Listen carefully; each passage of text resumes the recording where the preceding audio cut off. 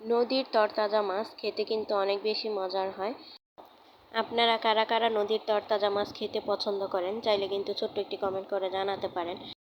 আর কাদের কাদের বাসার ওদিকে নদীর ছোট মাছ পাওয়া যায় চাইলে কিন্তু ছোট্ট একটি কমেন্ট করে জানিয়ে দিতে পারেন। আসলে নদীর মাছ খেতে অনেক বেশি মজার, আর নদীর মাছটা কিন্তু সবসময় পাওয়াও যায় না, কারণ এই নদীর মাছটা না দেখা গেছে এখন অনেক অনেক কমে গেছে, যেহেতু নদী নালা অনেকটা শুকানোর পর্যায়ে। তো এই জন্যই হচ্ছে এই অবস্থা। আবার যে পরিমাণের দাম, এই দামের কারণে হচ্ছে আরও কিনে খাওয়া যায় না, সেজন্যই বললাম। আসসালামু আলাইকুম, কেমন আছেন সবাই? তো সকাল সকাল বিছানা গোছানোর জন্য চলে এসেছি। এখানে আমি বিছানাটা খুব ভালো করে গুছিয়ে ঝেড়ে নেওয়ার প্রস্তুতি নিচ্ছি। আর এই তো জানালাগুলোও খুলে দিলাম। জানালাগুলো খুলে জানালার পর্দাগুলো খুব ভালো করে ঝেড়ে দিতে হবে। আসলে অনেক ধুলোবালি জমে গিয়েছে। আমি তো এখন খুব ভালো করে ঘরটর ঝাড়া-টাড়া করতে পারি না। আসলে শরীরটা সুস্থ হবে যতদিন, মানে সুস্থ না হবে যতদিন, ততদিন আমি আর খুব ভালো করে কাজকর্ম করতে পারবো না। তো আল্লাহ পাকের কাছে অনেক অনেক শুকরিয়া আদায় করছি যে কিছুটা রান্নাবান্না করে খেতে পারি। যদি রান্নাবান্না করে না খেতে পারতাম তাহলে হয়তো আরও অনেক বেশি সমস্যা হতো।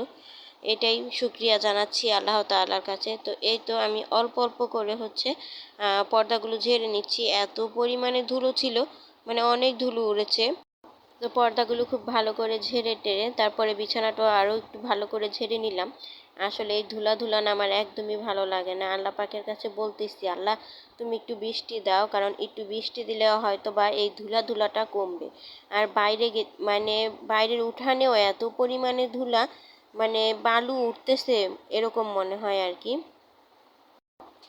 তো এখানে আমার বিছানাটা খুব ভালো করে ঝেড়ে নেওয়া হয়ে গিয়েছে, সে সাথে গোছানোও হয়ে গিয়েছে।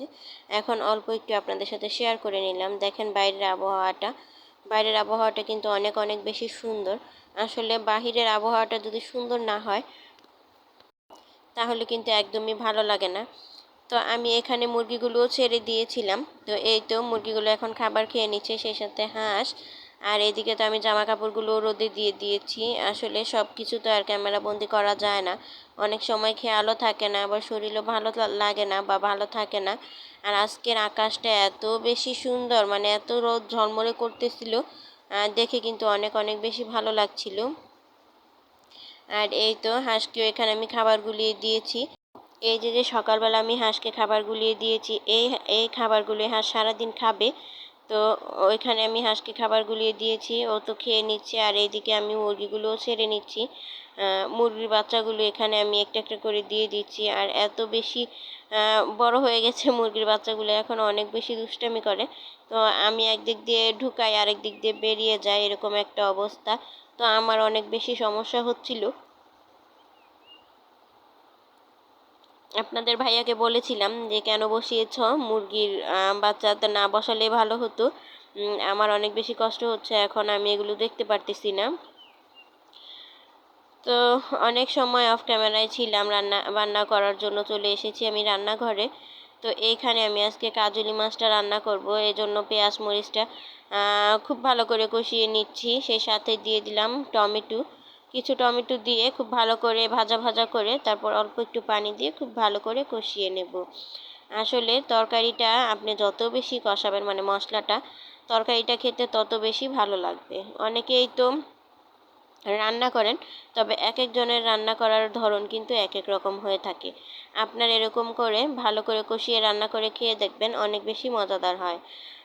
আচ্ছা, এই পর্যন্ত যারা আমার ভিডিওটি দেখেছেন, যদি একটু হলেও ভালো লেগে থাকে চাইলে কিন্তু আমার ভিডিওটিতে একটি লাইক দিয়ে যেতে পারেন। আর যদি খুব বেশি ভালো লেগে যায় তাহলে কিন্তু আমার চ্যানেলটিকে সাবস্ক্রাইব করে আমার চ্যানেলের পাশেই থেকে যেতে পারেন। আপনাদের একটি লাইক আমার ভিডিওটিকে অনেক ভাই বোনেদের কাছে পৌঁছে দিতে সাহায্য করবে। তো এইখানে আমি মশলাটা খুব ভালো করে কষিয়ে নিয়েছি, তারপরে এই তো ধুয়ে রাখা কাজুলি মাছগুলো দিয়ে দিয়েছি।